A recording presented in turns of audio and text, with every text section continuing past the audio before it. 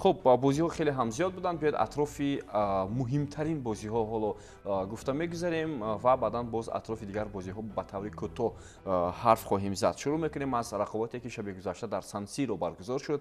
اینتر در میدان خود از لیورپول مغلوب شد. هرچند بحث‌ها اطراف این بازی خیلی و خیلی زیاد بودند، مخصوصاً کاری داوران.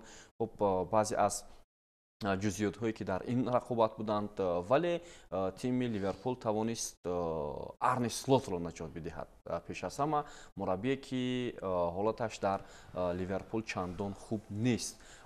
ما دیروز در مورد وضع کنونی دسته اینتر و لیورپول گفتیم بهترین شانس است تا اینتر در مقابل لیورپول بحران داشته پیروزی به دست آورد. اما طور دیدید بدون محمد صلاح لیورپول توانست یک غلبه بسیار هم مهمش رو به دست آورد و در نزد مخلصان خود تا یک اندازه زباندراز هم شد.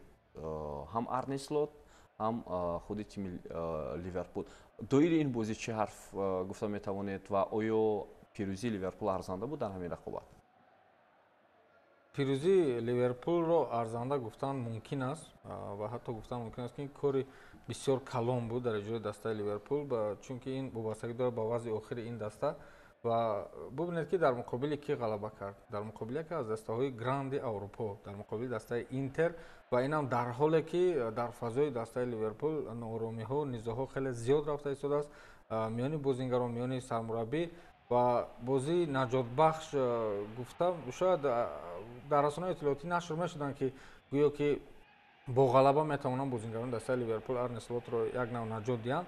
اما فکر میکنم حالا وقتی با استعفا روان کردن آرنی سلوت از جانب رهبریت دسته لیورپول به طور رسمی بگیم با تأخیر افتاد، با طور رسمی یگان خیلی نشر نشده بود در این مورد، یعنی که اعلام نکرده تنها سر و صدا بود، فقط سر و صدا میان مخلصان بود و محمد صلاح هم بعد این بازی مصاحبه کرد با روزنامه‌نگاران که در فضای دسته لیورپول از حساب من شده مثلا یگان نزاع در دسته نیست، نه میان من و سرمربی نه میان من و دیگر بازیکنان، فقط مخلصان از بیرون میبینن حرف میزنن.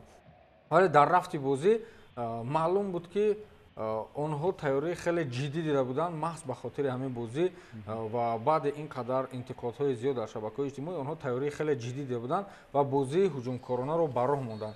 بالاخره فلاریان ویرتز یک عملی نتیجه بخش برای دسته لیورپول انجام داد. مثلا همون پنالتی که به میان اومد از مثلا خود ویرتز کار کرده بود، هرچند سوبوسلای به ثمر رسانید، ولی به هر حال عمل یک عملی نتیجه بخش داشت. فکر میکنم به همین خاطر دسته لیورپول بازی ارزنده نشان داد. این غلبه خیلی مهم بود. بله. خب قبل از همین رقابت ابراهیم کناته هم موفق شد به زدن گل، ولی بعداً توسط وار دیدم که تو با دستی اوگو ایکیتیکی رسیده است و گل دفاعگری دسته لیورپول بیکار کرده شد. خب به نظر شما ایمانبک عین زمان لیورپول که اینک در لیگ قهرمان‌ها 4 از 6 بازی اخیر در 4 تاش موفق شد و این بار اول هم بود در ماه سپتامبر از همون حالت بحران برآمده ایستاده است. ببینید در لیگ چمپیون ها مثلا مقابل دو تیم پرقوت آنها پیروز میشن، هم رئال هم اینتر.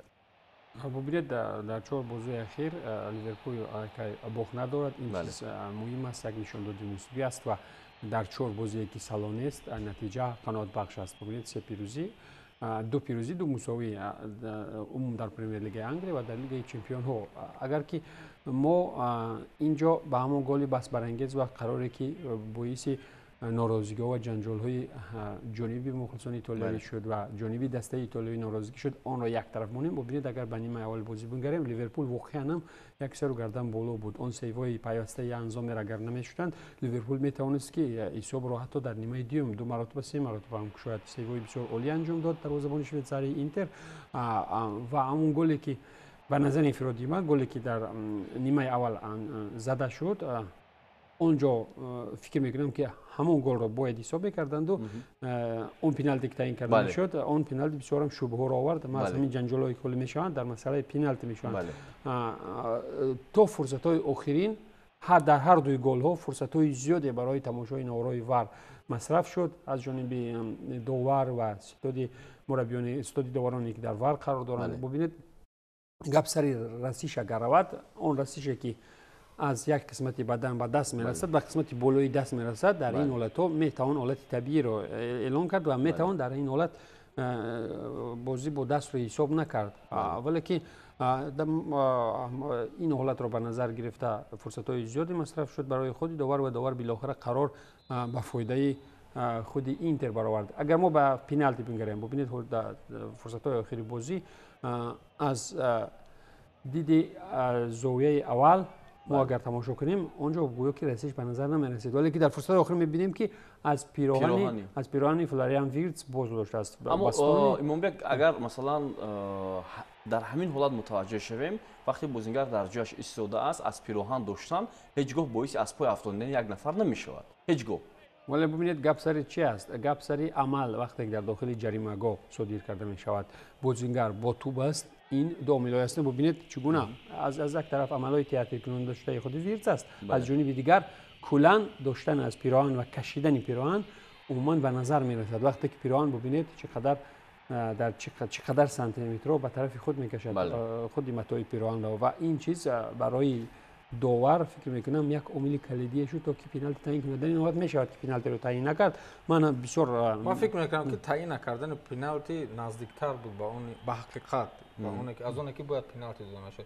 مثلا دل خودم از همین زاویه‌ای که در داخل همین جریمه‌گاه هم چیز رخ داد اینا هر دوی خود ما اگر در همین جا برخیزم ما از یگان جای تو کاپم کم ترک همون گونه که در همین حالت بود تو یگان با زمین نمیافتی.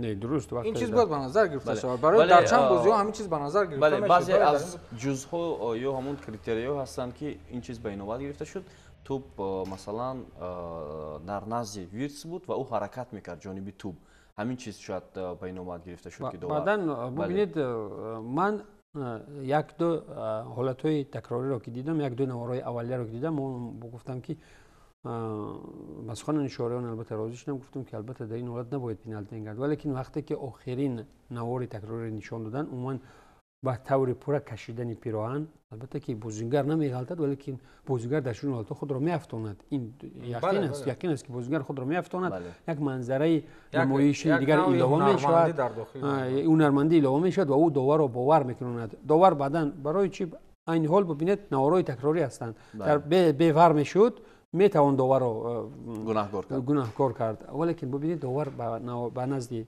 اکرانچه ور رفت در نوارای تکراری میبینید که یقینا از پیراهن داشته شده است و همین عامل تاثیر رسانده است. من میگویم که در داخل جریمه و عمل صادر شد و بازیگر با توپ بود بازیگر امکانی اولی ضربه زنی از مسافت نزدیک رو داشت همین دو عامل کلیدی بودند که باعث حق برآورد این داور شد. من اینجا براستی طرفدار داور هستم که در چنین حالت وقتی که از پیراهن براستی کشیده میشد این خیلی اوستن پیراهن ببینید چند سانتی متر به طرف بازیگر بستونی کشیده میشد و در این حالت چند سانتی متر من نمی‌دونم. بله تشکر زیاد سلامت باشید.